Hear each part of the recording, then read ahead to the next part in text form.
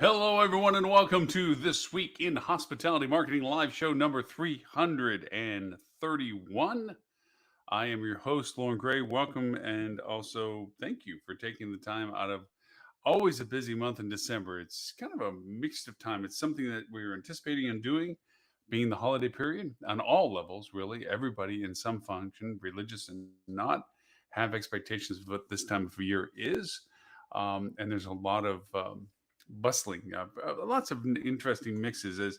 As a marketer, I often break it down into motivations because what our communication marketing wise should be is in relationship to what is motivating people to be engaged with us, and that comes down to their interest in categories of things. Is it interest in acquisition of retail items to give as gifts or for themselves to receive, take advantage of prices and offers?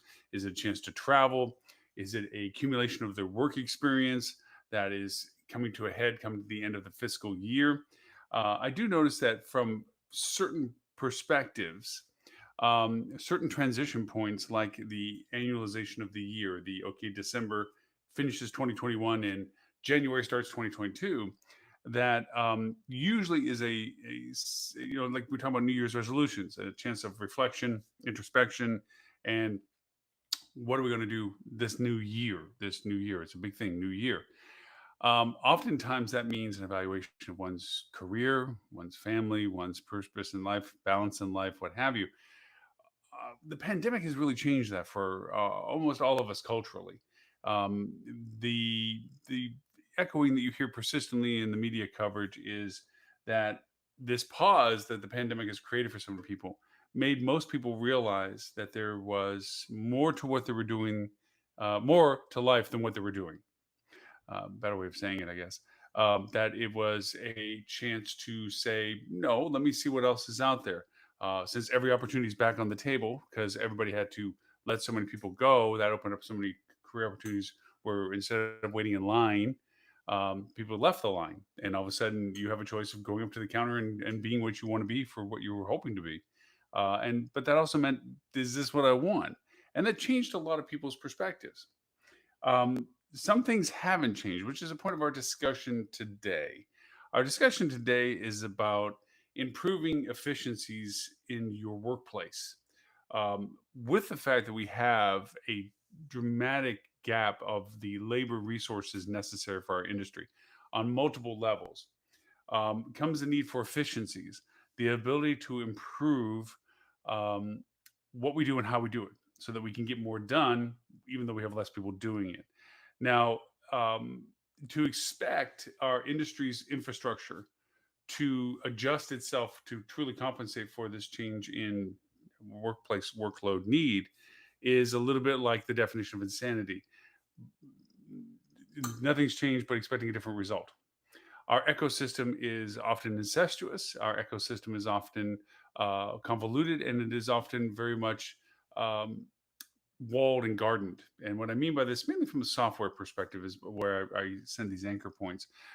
We get in bed with a technology system, property management system, CRM system, whatever it is. And for its merits, we bring it on board. And through its platform, it creates the will or won't decisions of its ability to work with other systems that do other things for us in our industry. Most every software platform, and I'm talking about the Amadeuses and everybody, all the hundreds of property management systems, CRM systems, CRS systems, on and on and on, promise integration value, or they themselves offer resources that they say are going to develop these things for them to work in their own ecosystem. Flat out, they don't. They just don't. There's always limitations. And if they do even say that they will connect to something else, and I mean from the technology perspective, APIs and what have you, which is machine language talking to machine language, basically, they charge you for what they've already developed. They monetize that demand. And so we can't expect that our current technology systems are going to go over and satisfy the change in demand that we have. And why am I bringing all this negativity to our discussion? Is because you need disruptors. You need change in methodology. You need change in service capabilities. I'll take, for lack of a better example, because there is no better example, the deficiencies of human resources. I am very critical of our current hospitality human resources perspective. I would welcome anybody in the hospitality industry that is dedicated to human resources to come on the show and let's have an open dialogue of how they are they had done their work, how they're currently doing their work, and how they think their work will evolve in time in the future. And matter of fact, I'm actually soliciting a few people that I know are heavy into the space to come on the show and have an open dialogue about this because I believe we are stagnant in this, and it is the most critical demand sector of our industry right now that hasn't come along for the process of evolution. Um, for that reason, we need to create better efficiencies in our organization. We have traditionally, historically, done things a certain way because that's how we've always done this. Now, I go back farther than most when I say that there were times when you took a person's credit card and you put it in a little machine and you put a little piece of paper that had carbon paper in it and and you made a copy of it that they had to sign. They got a retention copy, you kept a copy, and there was a third copy that went to accounting. Those days are gone. There are some animation aspects to this now that have now precluded that, which also means things like crash kits where your technology goes down, you don't have a mechanical way of replacing what electronically was done before. I've had some clients share with me the horrors of being ransomware. All of a sudden, poof, the magic box for the screen does not work. You do not have a list of arrivals. You do not have a list of in house. You do not have a means of people booking. You do not have a means of transaction and you're left dumbfounded. And the unfortunate part is that we've created so many drones on I only do what I was taught. This when I hit this button does this on the screen that they don't free think what they need to do to solve the problem. They're like, "Oh, it's broken and it's not my fault. Can't do much about it." For those that do have the initiative going, "Oh my gosh, I got to find a solution." Um, what is your crash kits? What are your SOPs for this? How do you facilitate these transactional aspects? And again, I'm leaning towards the human resource side because, in all honesty, as much as we want to say each department has in its own responsibility the means to develop the processes of if not then this, human resources have to inbreed it far ahead of them, way up into the wellspring of the teams that they bring on board. There has to be an inclusion to the hiring process of people as to the processes of why they're doing what they're doing in as much as they're being trained what they are being asked to do. And from that, you're asking a lot of very few people, which is our discussion today, workflows. How can you have fewer people, which is the reality of our current workforce environment, that are at a responsible, skilled level? And please understand when I say skill level, it's a reference point, whether maybe it's an outdated reference point. It's hard to say because political correctness changes over time. But the skill levels are those people that have responsibilities at a supervisory or up level that have the methodology and authority to make changes in how things get done. A person that does work is not less skilled, but they are more entrenched to what they are being asked to do by rote. The process of what they do is pretty much patterned, and they have little to influence the variations to that. And I'll even question that to some degree. So here we have the need to do more with fewer people. And right now, what we're getting in response to most people, HR included, is what do you want me to do? I can't, I'm not a miracle worker. I'm doing the most I can with what I have. That in itself is the concept of change that we have to look at. How can we do more with what we have and change what we have to do more with? Rather than accept the fate of what we do, let's change the fate of what we can. And for that reasons, workflows have come in. Now, the good part of this story, as dramatically negative as this may sound, the good part of this story is that technology has accelerated on several fronts that used to be very expensive to have the software types that we're going to talk about in a minute before now. Now there's a lot more vendors that are going over saying, "Hey, you know what? We can make that a little more affordable. We can make that a little easier to attain. Let's make it so it's not only major corporate levels that have these type of infrastructure capabilities. Let's offer provided services and platforms that can augment smaller businesses." And for that reason, we have now a lot of great workflow technology that is at a much more affordable level for various levels of business. Excuse me, I drink coffee. So, we've discussed some on the live show in this past couple of weeks, things of automation processes, but very tailored to specific functionality demands. Like, I need to create better efficiencies for my marketing data. How do I aggregate my data? How do we go over and pull data? How can we monitor data? There are certain tools that we've talked with RoboMotion and so forth that accelerate the mundane processes of square peg, square hole, then take that process, put it on this spreadsheet. That spreadsheet goes into this program. This program then uses it for this report.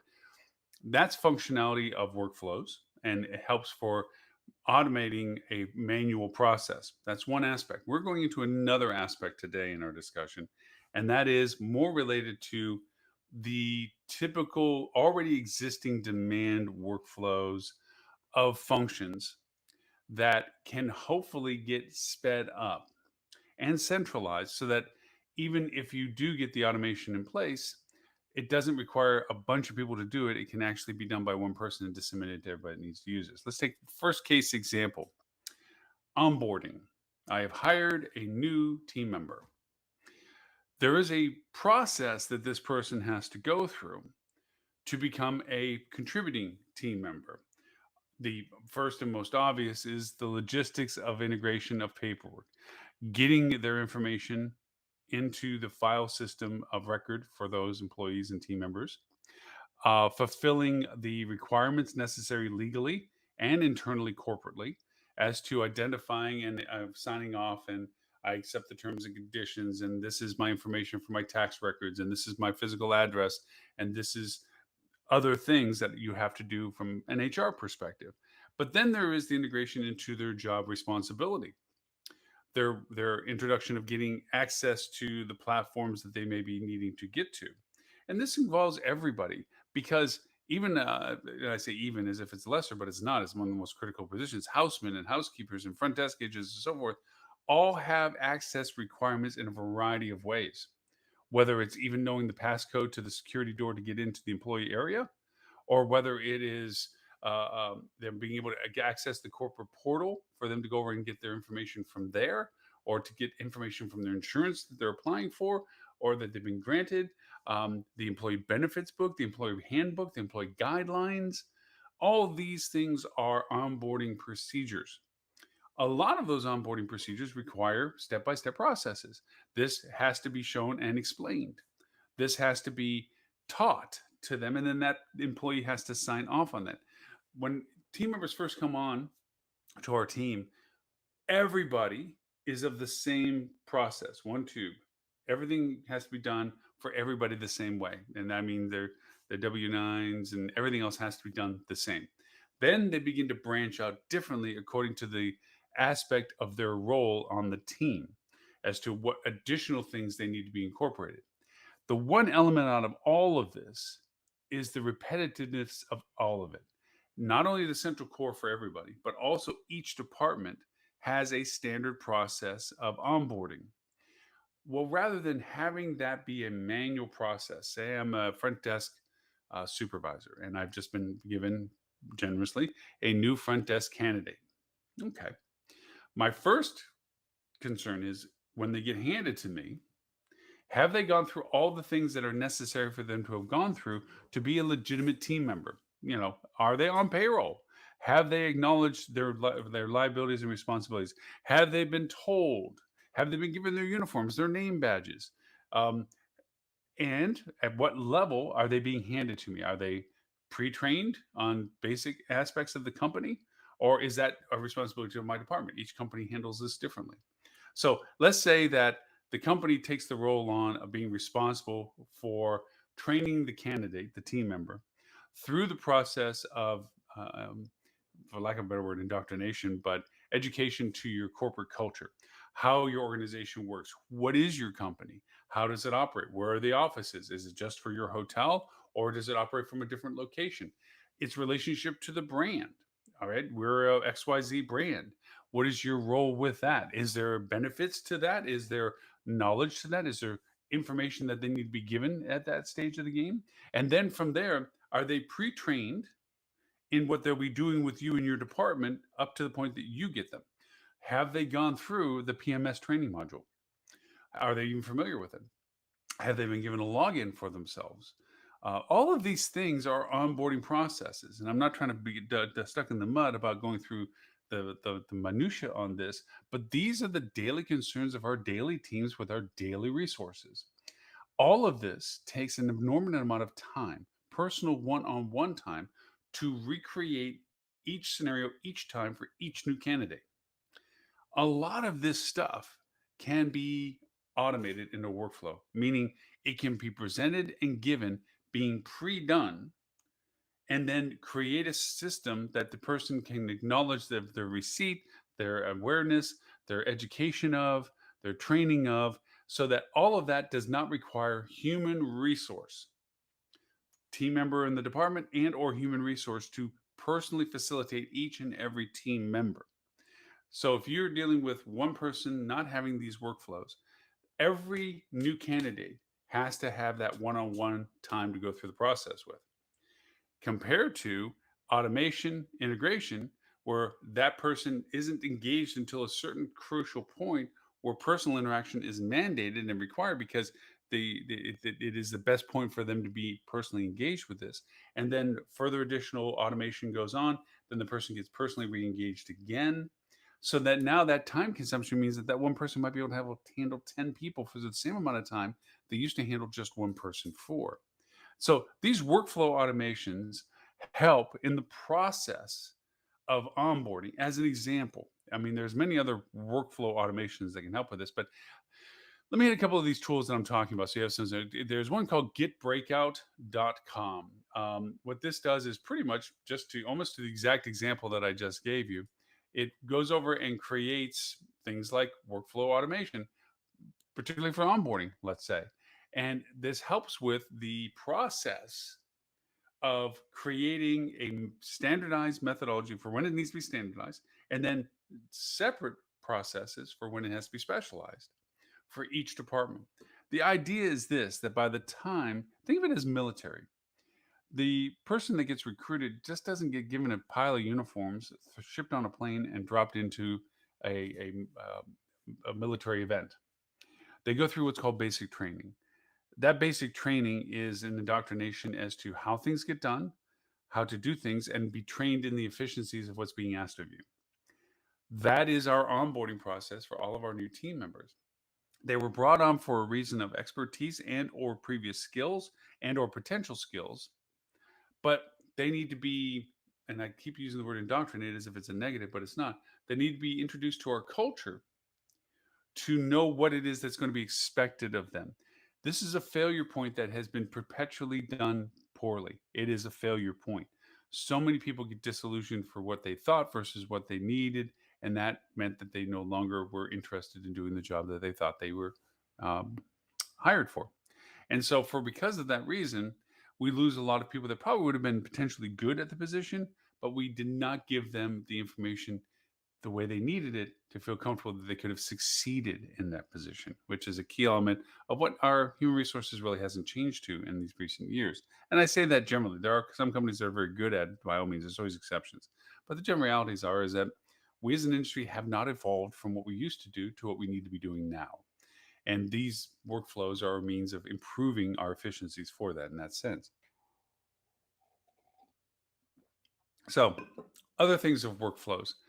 From many other aspects of workflows, you have training programs, you have auditing programs, you have methodology of termination programs, processes and protocols associated with making sure nothing gets missed in the removal of a team member as well.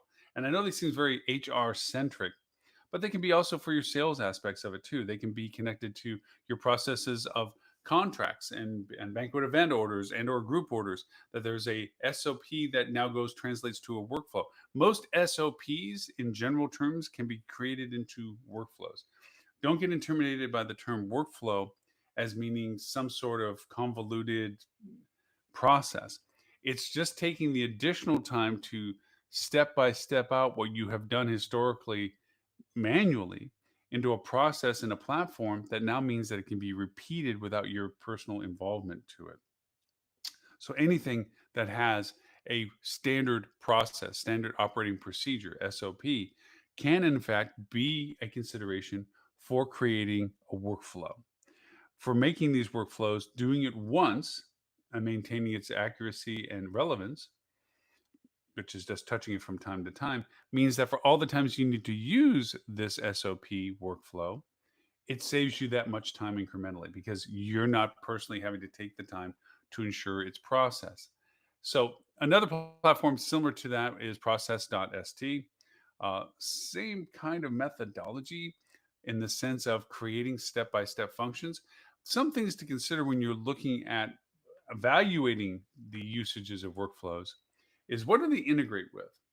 What platforms that are useful are they connected to? And this goes to other decisions you have made in your organization as to the means that your organization communicates. Does it use Slack as a platform of communication? Does it use Google as a means of communication? Is it strictly an email communication? If so, does the automation handle email distribution and how? What gets used by that? So it's a matter of taking the time to look at the platforms to determine its functional use to what you're already currently using. You don't want to create more problems by introducing yet another software system that doesn't talk to your current software systems. That's literally the problem you're trying to solve by bringing in another workflow program or a workflow program is to streamline all the convoluted separation that are forced on in our hospitality ecosystem. So workflows help with the ability to say, hey, you know what? This process can be standardized.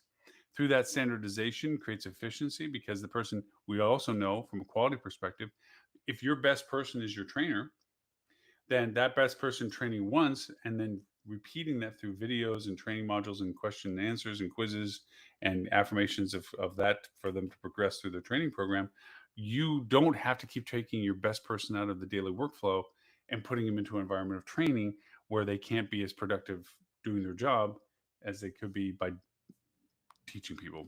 So those are two workflows, but to talk about the value of processes and SOP that workflows kind of bring into the conversation, um, you need to look at standardizing some things. So many organizations do things based on that's how we've always done it. So therefore, it's done the same way. Um, I say this from the aspect of with my clients, and depending upon the relationship I have with the clients, there's certain things that we always do. We have our own internal auditing that we do to see the status of our clients' health of whatever it is that we're auditing at the time. Usually ours is a security audit to understand how well they're maintaining the processes that keep them safe. And what I mean by that is are all the people that having access to things like their Google Analytics account and or their reporting software and or any software that they're paying for, are those people an active list? Or is there a lot of deadwood of people that used to work with them or no longer in the role that they needed to have access still connected to them? And literally 100% of the time, there is a need to having to remove or change the access on these platforms that somebody was left on and it was forgotten about that they had that access and therefore that access is still there and oftentimes painfully true is somebody that maybe even not even working with them. It was one thing if they changed roles and they're still within the organization. It's that a lot of these people that we discover on these platforms that have access aren't even with the organization any farther, and so you're literally having a leak of somebody being able to go look in at confidential information. And given the world of how many people are shifting and moving within the same markets, that means that now, quote, a competitor could literally know your innermost data sourcing information and use it against you simply because you left them in access. I'm not saying it happens, but who knows? So, standardizing how you handle people's connectivity. Now, obviously, there should be an SOP for termination of employee and or change of job, and there should always be a perpetual auditing SOP as to how often do you look at access on multiple levels for different softwares to ensure that you don't have this deadwood. But there are lots of software applications that help with this process. Let's just take passwords. There is things like LastPass, OnePass, RoboForm. These all can do agency or corporate level one integrations that say, okay, look, we set it up that this job role, okay, has access to the following platforms.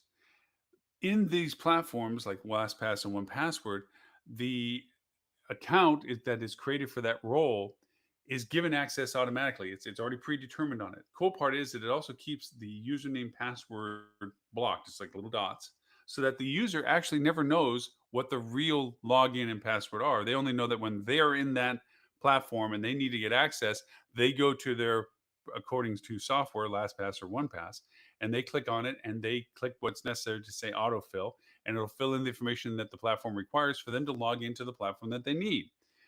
For several reasons, given security protocols, that's a very powerful thing because a lot of insurances are now requiring that you identify and show that you're doing those kind of things.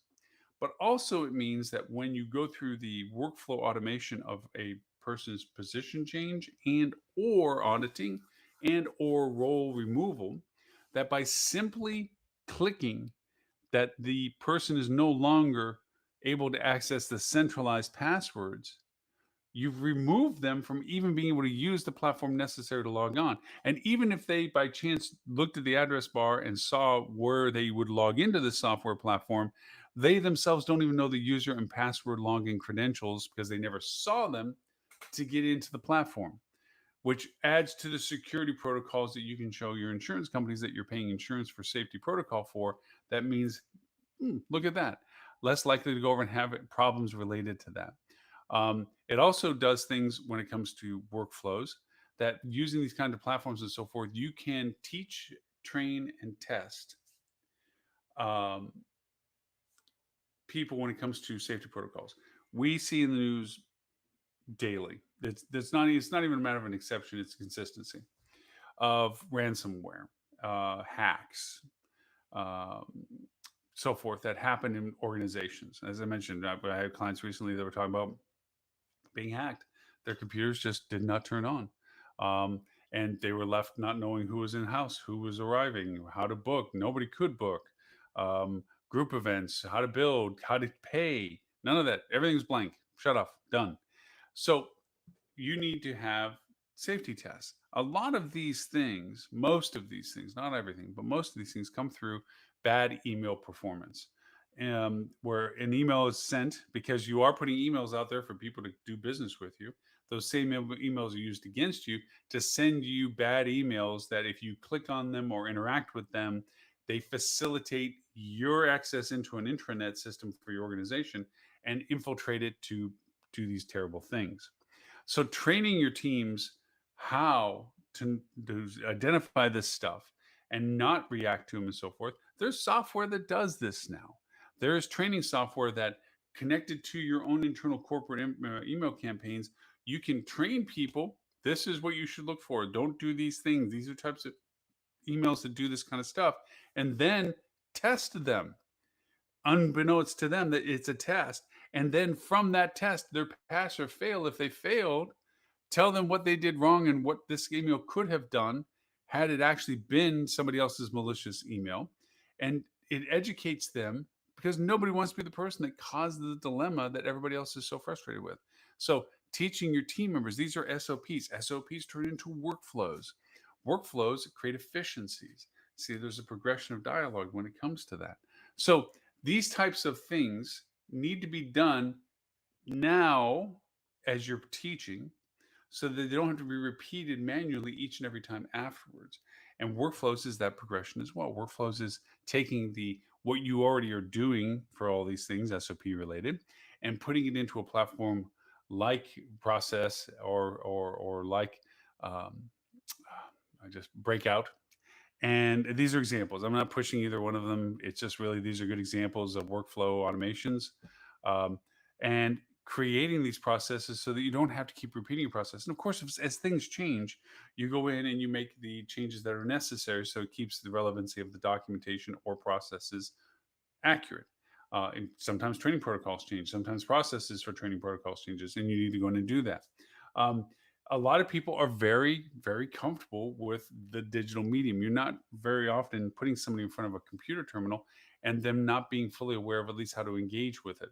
There is always, fumblings over keywords versus mouses or whatever, but for the most part, people understand the function of this. Now, it doesn't take away from the personalization that you need in your training processes. Workflows don't remove the human factor from the engagement.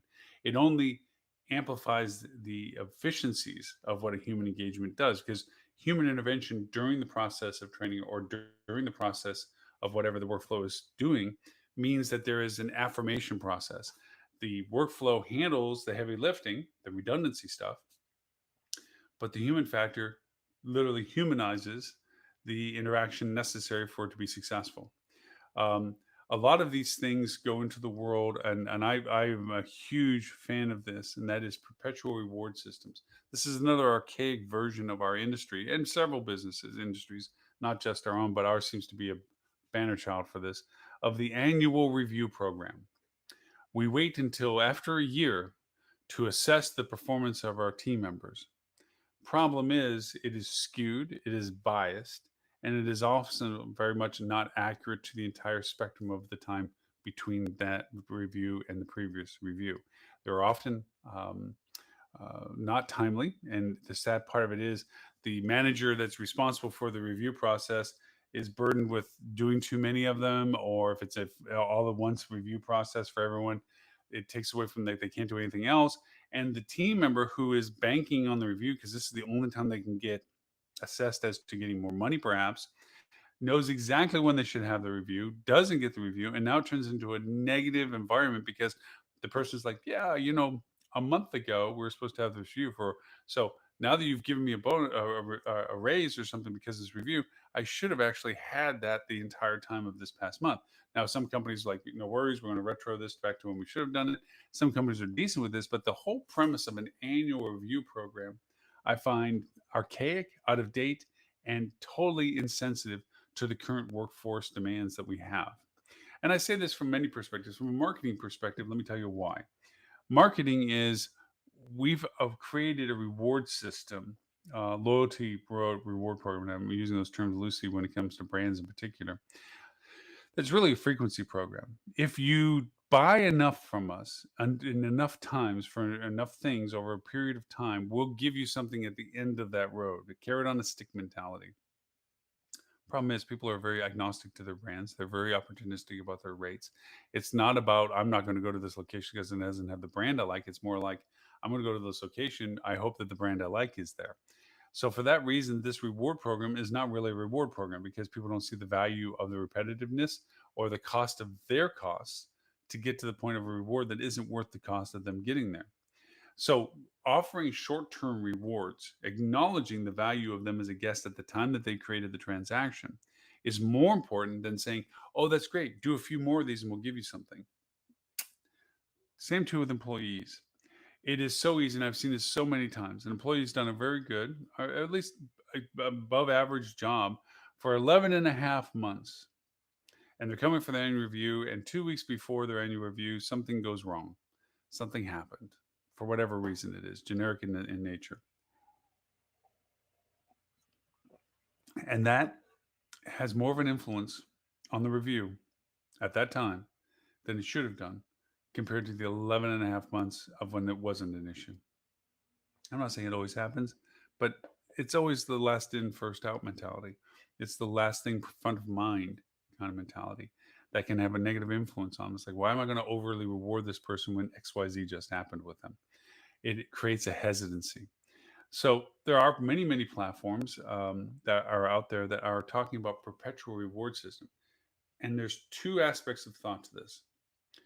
You have a supervisor over an employee that it was at most circumstances the only one who can reward their team member. Even the people that are supervisor above them defer to this person as, hey, we really want to acknowledge Lauren for being a great guest service person. Everything good with him? Before we start patting him on the back, is there something that you're fighting with? Like, is he really a total dork and we just don't know it and we just see this one example of him? Even then, the supervisor has control over the results and rewards. It is convoluted because if you're not getting along with that one person and everybody else enjoys you, it can still make a detriment to your reward to your environment there because that one person doesn't see you in the light that everyone else sees you in. And for that very reason, it creates a problem of reward.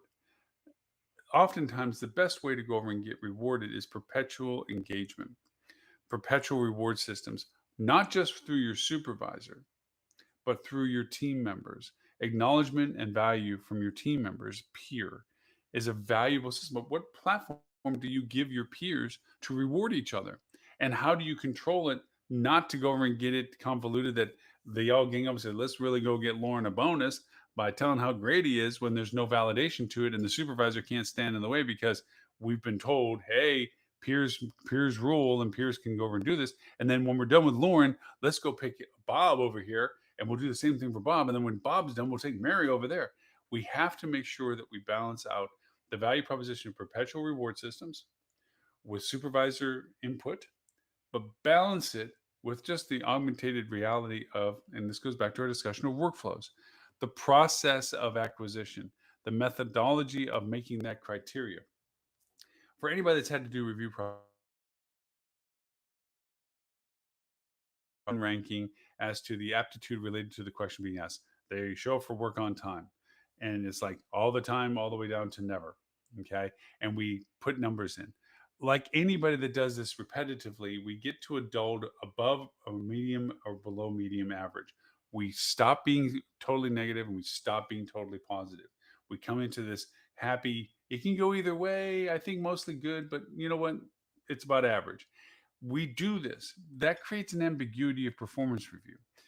When you look at these platforms we've been talking about with workflows and so forth, it can create a standardization, a logic string of saying, okay, we're going to create this form process evaluation. If you've ever taken a good test, you know that sometimes the same question gets asked in a different way to see whether or not you answer it the same way you answered it the first time it was asked for what's called inquisition validation. Is this really a clear answer or was an ambiguous answer that just ambiguously is asked again? That reaffirmation of questions can be done in a very good structured performance review. You do that at a peer pressure, you have peer guidance, and you do that from a supervisor's guidance. By creating a good structure of inquisitive performance information, then you can ask the same type of question in a different way to see if it validates the earlier ask of the same question. That validation creates a skewed value acceptance of that answer. Like if I said, is Lauren really a personable guy? And you just give, it's 1 to 5 score or something, you give it a 5 or a 4 or something. Then later on is, do you feel that you can talk to Lauren about anything that you need his help with? Okay. It is a relevant question, but it's asked in a different way. If those two correlate, then that means that that score of those two gets taken at its pure value. Okay, that's a 4 out of a 5. That's a solid answer. Lauren is consistently perceived in that way, even though we asked the question in several different ways. That's then used to determine how you rate Lauren in that question discovery of performance. Now, going back to it shouldn't be done on an annual only basis. This constant evaluation and reward system, there should be a means that as team members, you can acknowledge other team members. Man, Lauren helped me. I had my housekeeping cart wheel freaking fell off. Lauren came up to the hallway and basically helped me move all the stuff off my cart to a new cart and grab the old cart. And he isn't even in housekeeping. Thanks, Lauren. You just happen to have an extra pair of hands at the time that I needed it. That should be acknowledged somehow, not forgotten 11 and a half months later when it comes time for reviewing Lauren and it'd be like, oh, how's Lauren doing? And you think only to the short term immediate history and say, well, you know what? Lauren seems pretty lethargic these days. He's here, but he's not really doing much more than being here. And forgetting all the times that Lauren helped those kind of people. That kind of perpetual reminding reward. And it doesn't mean you give them the golden ring every time somebody does well.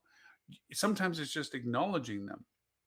So, going to our purpose of our topic today about workflows and creating this, when you create a workflow, you also create a standardization of an SOP, standard operating procedure.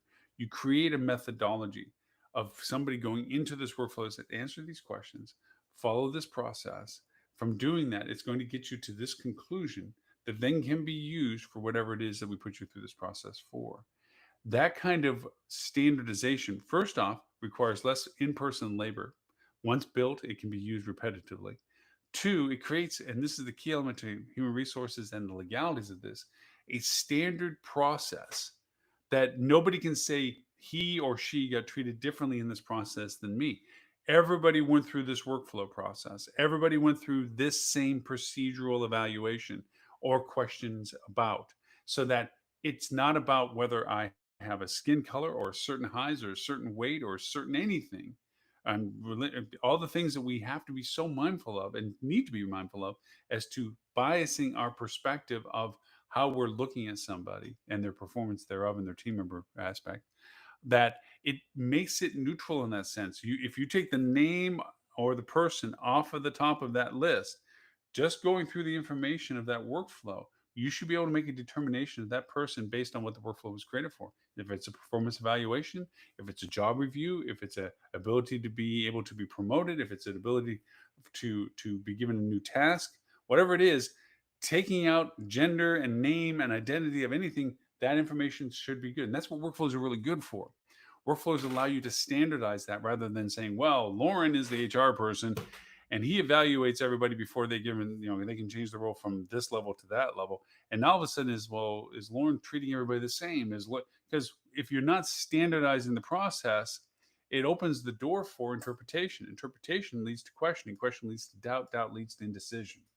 So from that process, workflows are solid. So when I talk about these terms like platforms like Process Street or Breakout or what have you, creating that standardization of like onboarding process, offboarding process, auditing process, again, any SOP can be made into a workflow in some capacity or form, or at least aspects of the SOP can be abbreviated into a workflow. That standardization means less personal engagement, which means more time savings for the person that's responsible for it. So that's our discussion. Plus, I also went and ventured into the world of progressive evaluations of people's performance. We live, and one of the news articles I wanted to talk about today is this stay interviews. It's funny that there's a term to this because for anybody that's been in the industry for a length of time and has done well in the industry, you are always asking your best team members, "How you doing? Is there everything you got everything you need?" And it's not like we treat the generic greeting of "How are you doing?" It's a pause that says, "How are you doing? I'm stop, wait now, please the world." Sometimes you have to put a priority to it by saying, "Hey, I'd like to have a meeting with you. Can I catch you at 2 o'clock today?" And sit down with them to make it like this isn't just a passing question. This is an important question I want to ask. And always asking your producing team members, are they getting everything they need? Are you happy with what you're doing? What can be done differently that you think from your perspective? Those three key questions are always on the lips of a good leader. Always you're asking those people. And it's not you're always asking your best performers. You're asking everybody that question because you'll find sometimes that your least performing team member could be your best performing team member if you unshackle them from whatever they think is keeping them behind. I'm not saying everybody's a winner. There are just some people that don't fit certain jobs in certain ways, that don't have the aptitude for certain roles. There are some people that are not front of the house people. They're brilliantly talented people. They just aren't those kind of people that can swallow the person's attitude in front of them sometimes to get to the core of their issue. Instead, they look at it like, what did you just say? And they are worried about it more than they are about the solution. But they're an amazingly talented person in so many things. Knowing the strengths of people and what you can put them in to succeed even better, and knowing what things that they're holding being held back from come from questions like, so what do you think of what you're doing? What do you, and not to ask it where you're looking for self-gratuitous, like, oh well, you give me everything I need and I love working here and this is the greatest place ever to be at. Cut past the BS.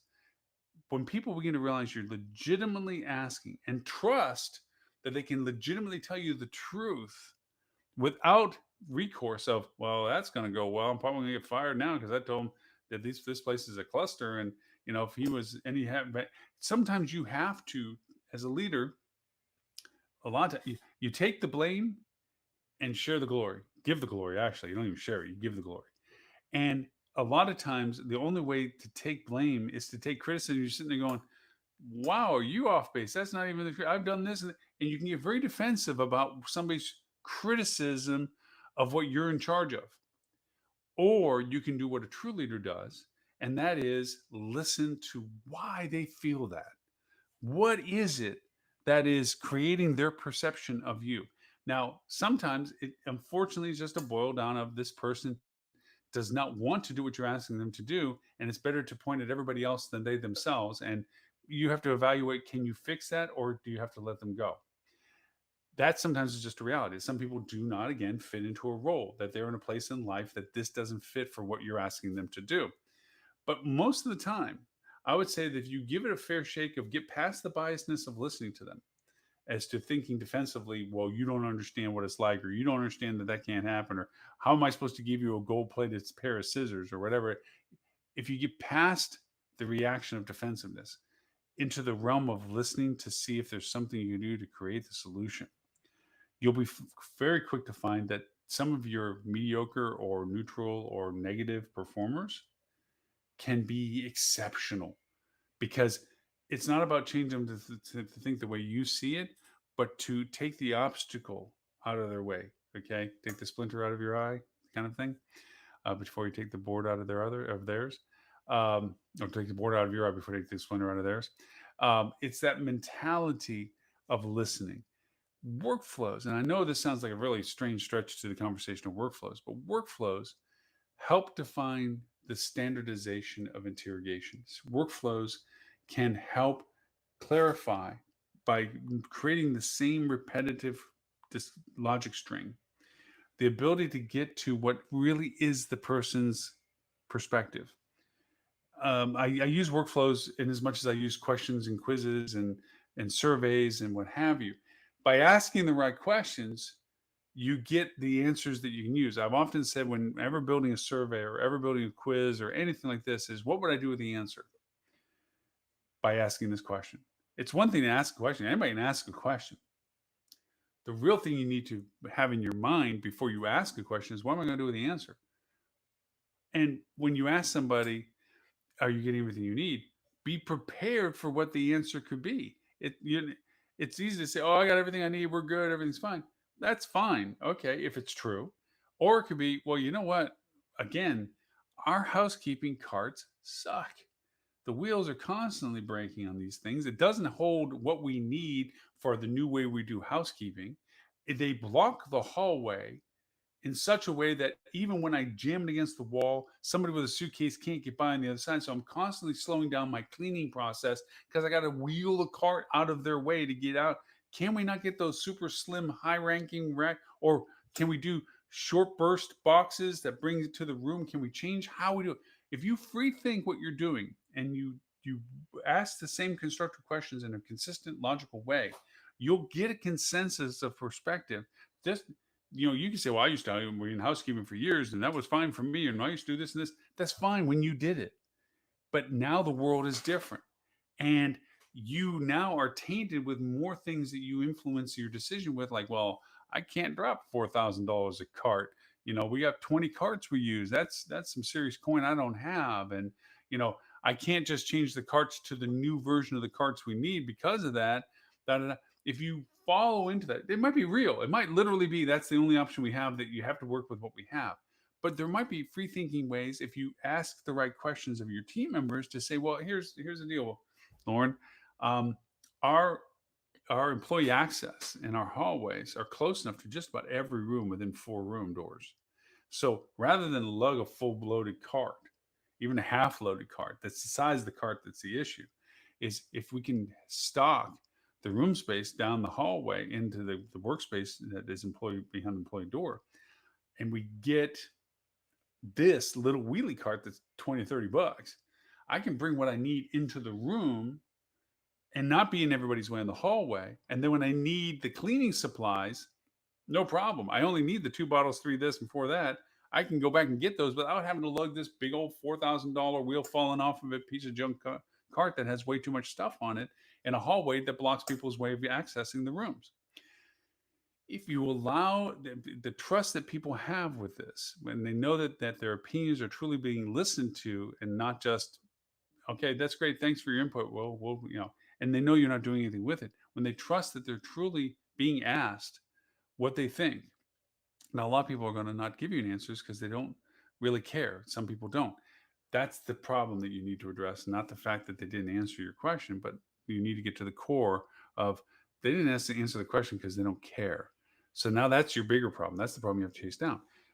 Again, workflows, structured engagement, structured format, structured follow through help abbreviate the fact that maybe 10 people you need to deal with on that level. There's a there's a morale issue in the department, let's say, and you need to get to the bottom of what's creating the morale issue. You can either spend an interview, your HR person or you can spend an interview for 10 people, okay, half hour each. That's 5 hours of your time that you didn't have before. That's now spent on a single task project.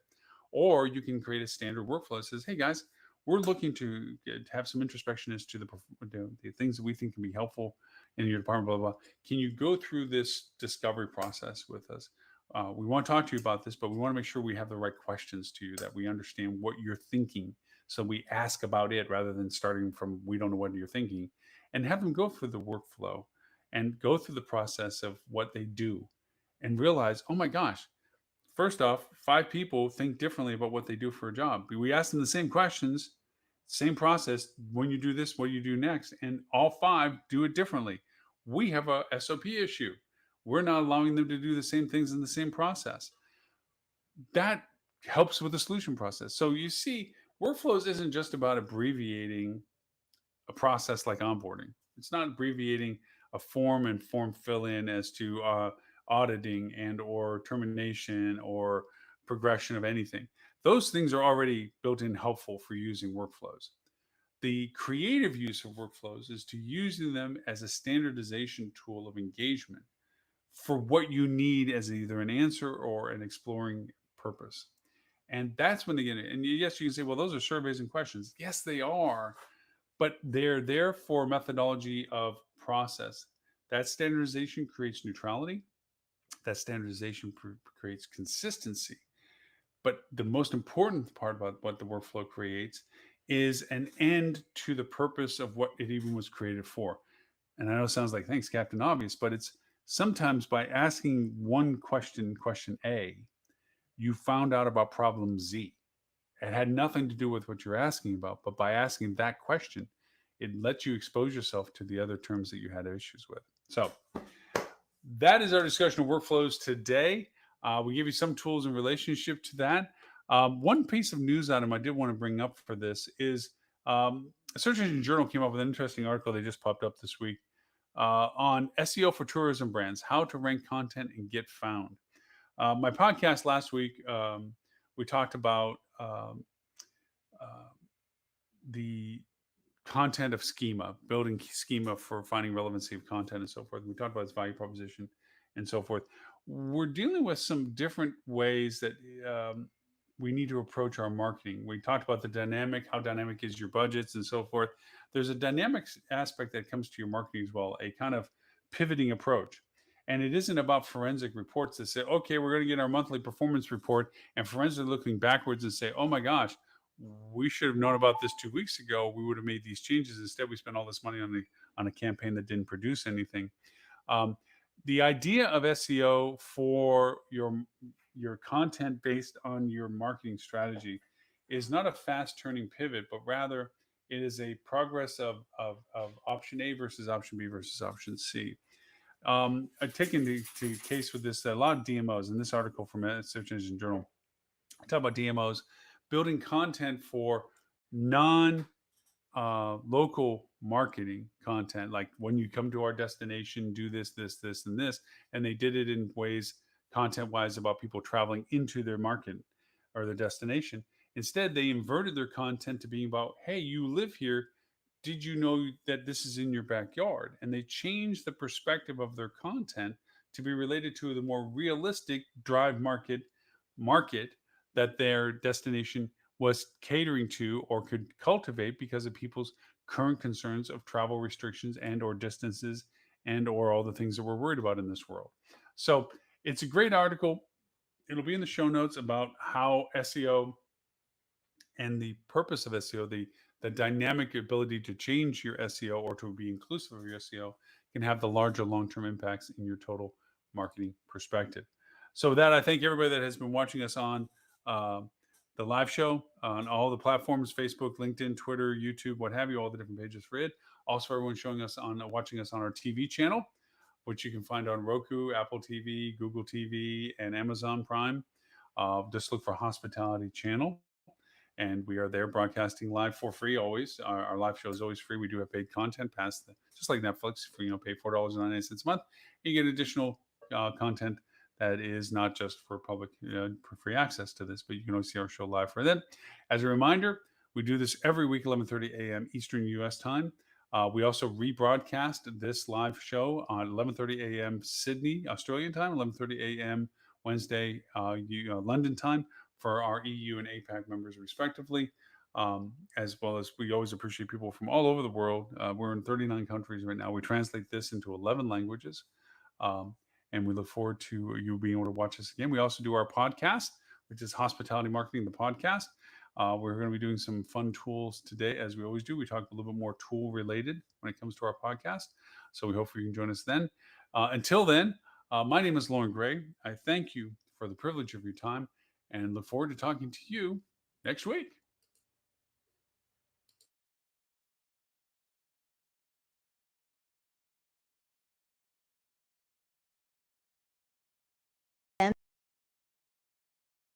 People that find joy in producing that food. We're not able to find the people that are willing to stand behind